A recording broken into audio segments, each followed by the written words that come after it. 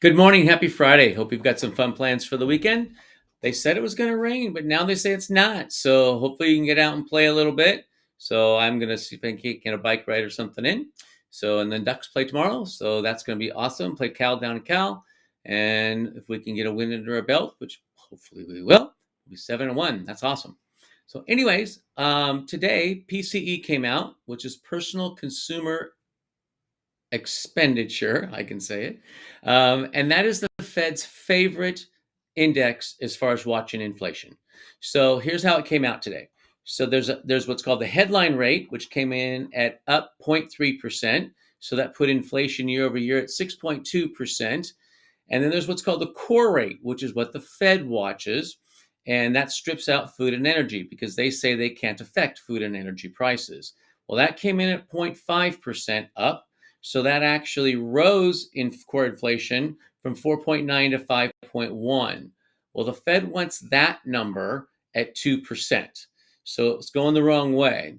So the Fed next week, it's been baked in anyway. They're going to raise rates 0.75%.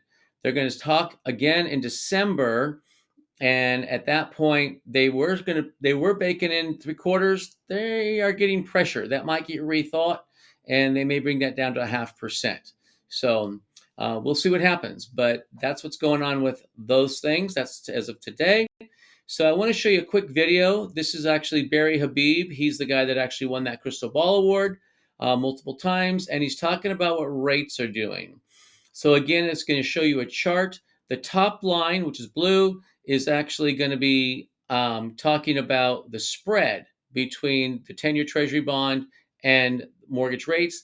The bottom line, the orange line, is actually going to be what rates are. So take a quick look, minute. It's actually good information. But there's something else I do want to show you here. And real quick, we know that the spread between mortgage rates and the 10-year Treasury has gotten very elevated. The blue line here shows you that increase to over 3% right now between the 10-year Treasury yield and what 30-year mortgage rates are at.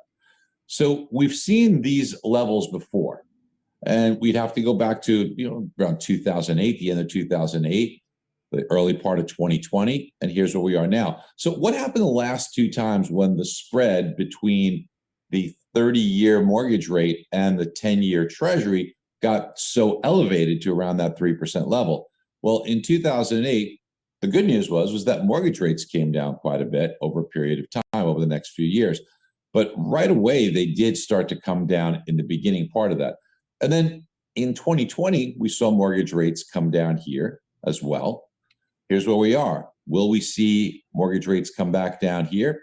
We're thinking that that's the case. We think that things have gotten a little overdone, and we're also thinking that inflation will come down. So some good news on the front, we think, as far as mortgage rates go. We know it's a tough time, but hang in there.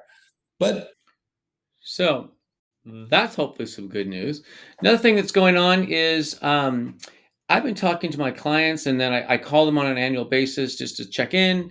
So what I have been doing, and something that you might use as a talking point, is anybody that you know that has a conventional loan, not government, but conventional loan, and they've lived in that home for 2 years or more, and they put less than a 20% down payment. That's a lot of people. They probably have mortgage insurance. And it might be a great opportunity because the market's gone up so much that they could get rid of that mortgage insurance. I made a phone call this week, and the people had bought a home, been there a couple of years, and the value went up so much, they're paying over $200 a month in mortgage insurance. Their rate's at like 2.99. No reason to refi, especially where rates are now. But if we could save our clients a couple $100 and be looking out for them, that's what I do. So anyways, just want to kind of give you a quick update for the weekend. Hopefully doing good. Go get some business. If I can help in any way, please let me know. I'd love to get something on the books with you. So have a great day, and we will talk soon.